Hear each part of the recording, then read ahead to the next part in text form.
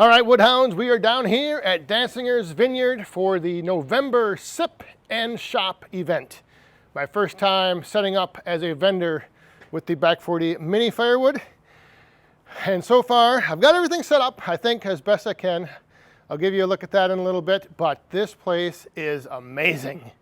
It is a spectacular venue, and I'm pretty excited to be here. So I'll take a look around here in a little bit, and then I'll bring you throughout the day, kind of checking in, kind of give you a recap at the end, how everything went. Hopefully good. So I did not get very many opportunities to do any filming throughout the day. I am back home now. The event is over, and let me tell you, it was a huge success, both in sales and experience and knowledge that I gained by doing this.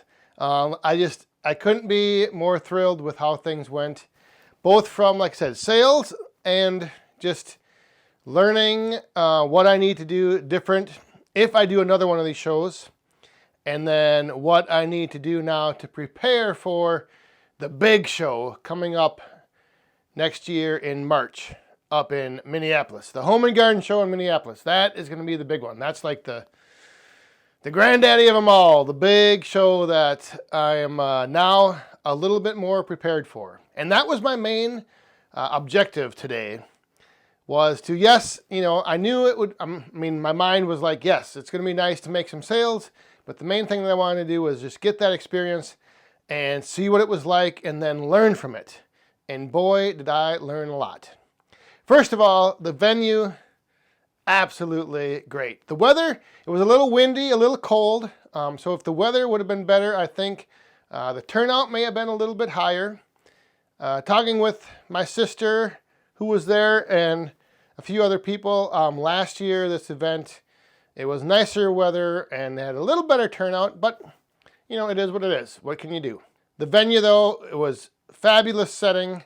Great setup for something like this, having the vendors in kind of like a little pavilion. Well, not little, wasn't very small, but in a pavilion. And then they had like the wine tasting and everything else in another section.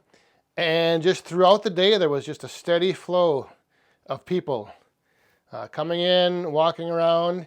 And the big takeaway that I learned today, having actual tabletop fire pits on the table was the game changer.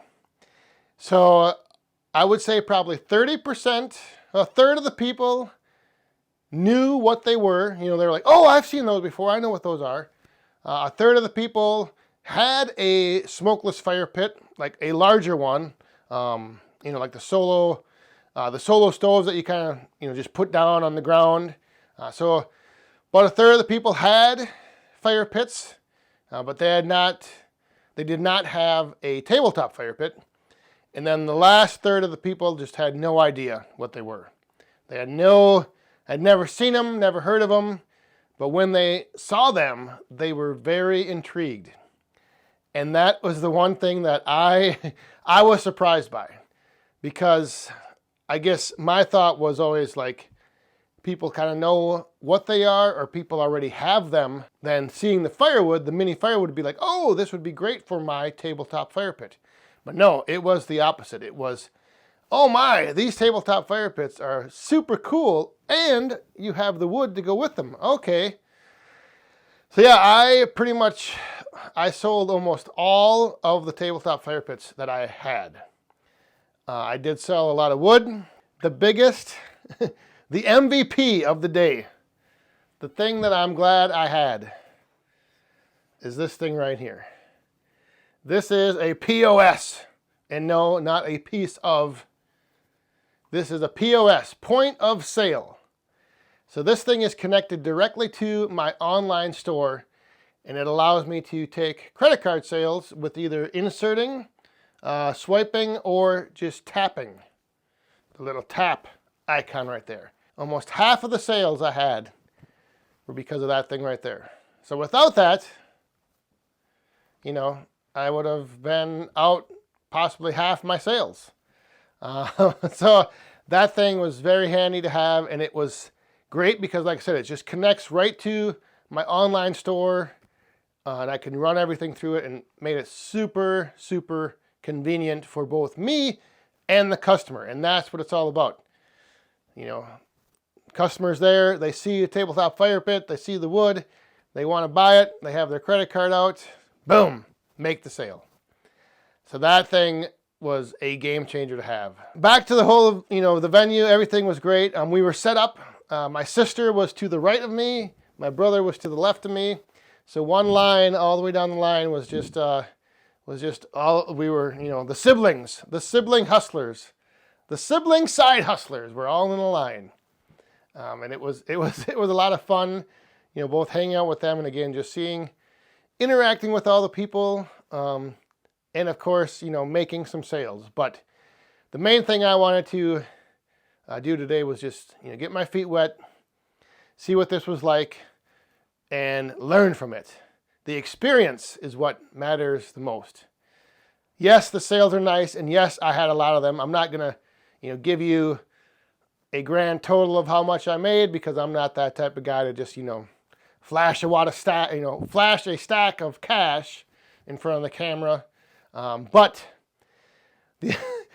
I will tell you this, I guess the rent or the cost of being a vendor at this show was $20. So the, admission fee or the vendor's fee, that's what I think they call it. Like I said, I'm new to this. The vendor's fee was $20.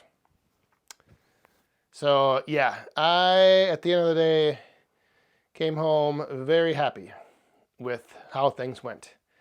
The other interesting thing is a lot of the people that did buy the tabletop fire pits and also bought the wood did inquire about getting more wood. So I'm hoping that will lead to potential repeat customers. Speaking of repeat customers, my very first sale of the show, a lady bought a box of wood and a tabletop fire pit.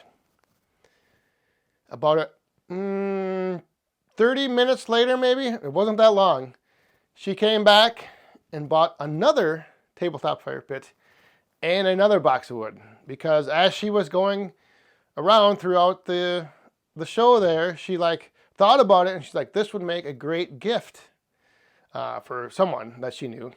So she came back. So I, in a sense, at the show, had a repeat customer, which was super cool. So again, just a great time, and most importantly, a learning experience.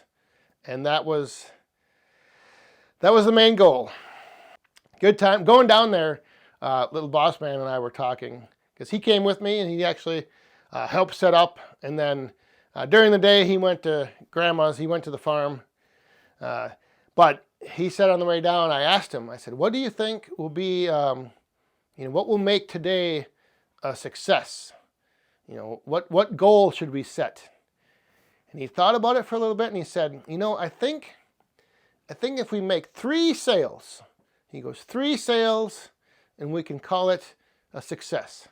So it was just funny because we exceeded that, and beyond. So definitely a success, definitely a good time. And I'm not sure when I will do my next vendor show like this, or if I'll be a vendor again between now and March 2025. Not sure yet.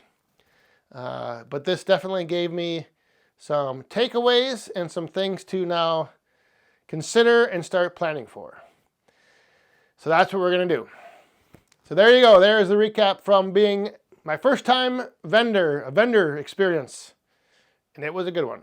So thanks for watching. Hope you guys enjoyed. We'll see you next time. Stay safe, have fun, and be cool.